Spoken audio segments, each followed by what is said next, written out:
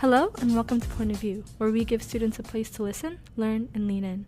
I'm Sofia Mang. And I'm Jonah Chadwin. And today we're dissecting Squid Game, the popular survival K-drama. We will be diving deep and unpacking the intricate themes and layers of the show. So the series Squid Game revolves around a contest where 456 players are in deep financial debt. They put their lives at risk to play a series of children's games for the chance to win 45.6 billion won prize money.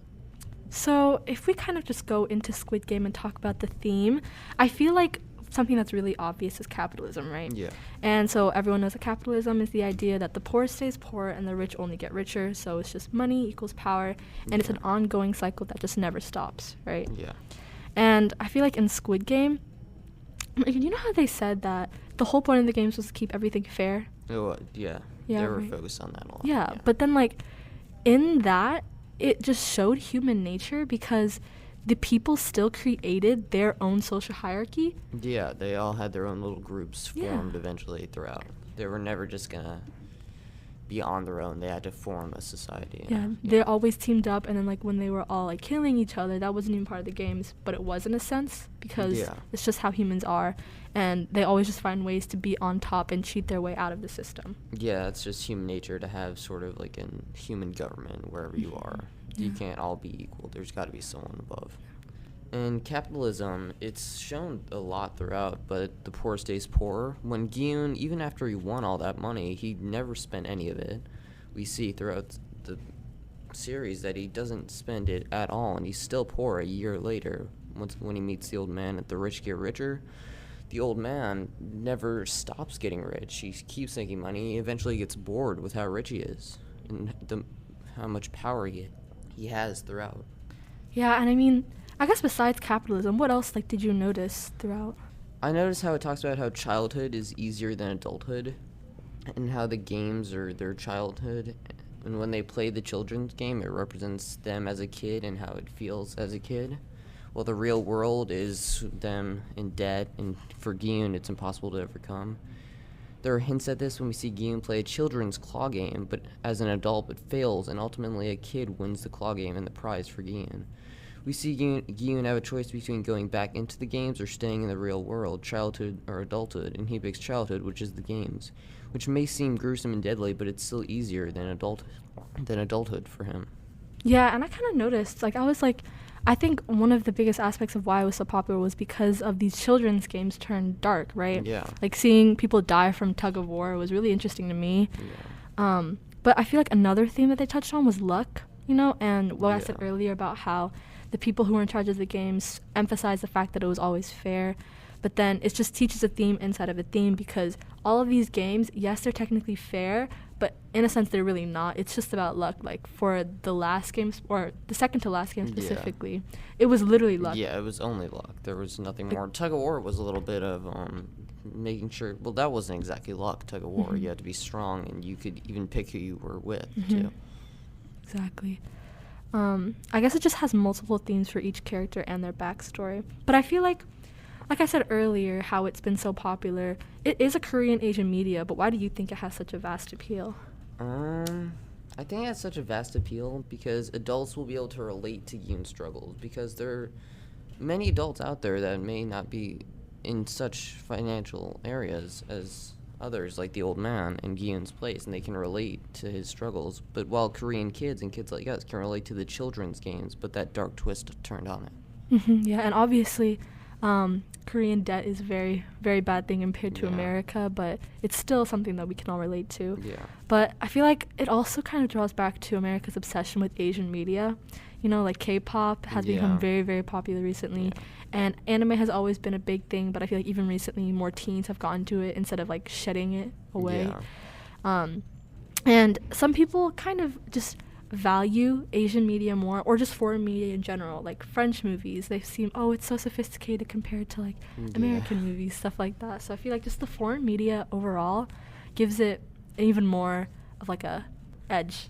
Yeah, it's nice to see America evolve into liking other things than just their own and appreciating good media from anywhere. Yeah, and I feel like because it's another reason why it's so popular is because all ages just love it because of the different factors. There's the satisfying visuals, like that place that they went through every time they went through a game, watching them walk through that. Yeah, those stairs and that was visually appealing. The colors are so pretty, and like the way that it's structured, like I've never seen that before. And then like once again, the children's games, being able to, I have a few Korean friends who are talking about how they played these games when they were kids, so watching it in Squid Game was like kind of like a time twister for them. And also just like, even though they played these games as a kid, obviously they did it innocently, and then all of a sudden they're watching these people play these games and they're dying because they can't cut out a cookie right. Yeah, another reason it's so popular is because it's dark enough that people who like horror movies, people who are into that, will like those gruesome moments, but it's not so dark that it'll scare away the people that don't like those kind of films. Combined with the emotional aspect and the mystery of who's behind it all, there's something for everyone. There's a different layer of the series that someone's gonna like. The mystery, the gruesomeness, the adventure, the action, the romance. So many mysteries and questions at the end that just leaves them wanting more.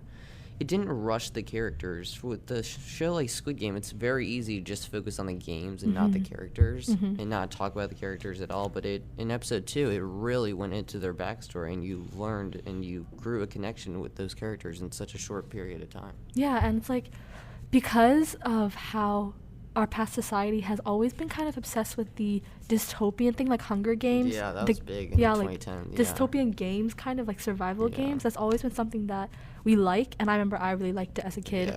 But I agree, like, I don't even like horror. I hate horror, and I hate blood. Same. I hate gore, but I really love Squid Game. And it's just like, I mean, like, I close my eyes sometimes when they're like stabbing each other. I didn't like that.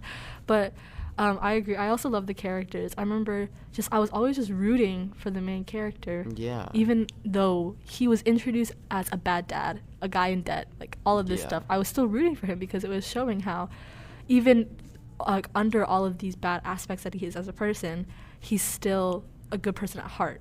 You know, you see how all of them, like, they may be in bad debt, but they all have like the good qualities about them. Even somebody like Sang-woo. Yeah. I mean, like, I don't know. People, I guess he can be understood, because if you were in a life or death situation, what would you do? Yeah, we would all be partly Sang-woo in that scenario. We all have a part of him. But so with this, I guess we could kind of infer future media from Asia and how that's going to become more popular. Yeah. Like for me, I've already looked to other shows that have been similar to Squid Game because yeah. And have you heard of Alice in Borderland? Yes, I think I have. You have? Have you watched it? No, not yet. Yeah, no. It's like, it's similar a lot to Squid Game because once again, it's games, but they're Japanese, and it's a lot more complex than Squid Game. But it's just something that you see how they just draw inspiration from each other and how big everything's becoming. Because all of a sudden, after Squid Game came out, you saw Alice in Borderland being advertised more and more and more. So it's just stuff like that. Squid Game sort of took us back to those days of the dystopian era, and it sets the bar for future media because it set a level of just being that good that not many shows are going to top that. Exactly. Like, even watching Alice in Borderland, I was like, okay, but how can I relate this back to Squid Game? You know, which is not something you should do when you're watching a show, but I was just like, this Squid Game was so good, I want more of it, you know? Yeah. But what's something that you think they could have done better in the show? I feel like because so many characters died in it, and we only had, one main character pretty much left, I feel like you could have kept at least one or two. I feel like you didn't have to kill every single one and give us something to look for. I mean, we're all looking forward to season 2, but I feel like we'd all look forward to it more with some characters returning, and they might. There's been so many theories out there about characters still being alive, and so many of those theories out there. Yeah, I mean, like, I feel like I didn't want anyone to die either. I really liked Sae-byuk, and I liked the old man before we found out. Same. Yeah, he was sweet then. Yeah. But I feel like they couldn't progress the story more unless everyone died, because obviously there has to be a winner. Yeah. And I did like the character development that Sang-woo showed at the end of the game when he did die. Yeah. That was really interesting to see. But I don't really know what they could have done better, because usually I come out of the show thinking, oh, I wish they did this, I wish they did that. I don't really think anything about Squid Game. I guess the only thing was the first few episodes, like one of the episodes, one like portion of it, it was kind of slow for me, and I was binging it, but it was still like a little hard for me to get through that one part. But I feel like that's every show for me. Yeah. But I don't know, that's just something that to think about. And do you think that Squid Game would work as a movie instead of a TV show? I do not, because I feel like with a TV show you have a lot more time than movie, and I feel like you needed that with Squid Game. Number one, to fit in all 6 games, and number two, to actually make us feel those characters and actually get a backstory to them. Yeah, like, because the show was already had like episodes that were like 50 minutes long, almost an hour long, right?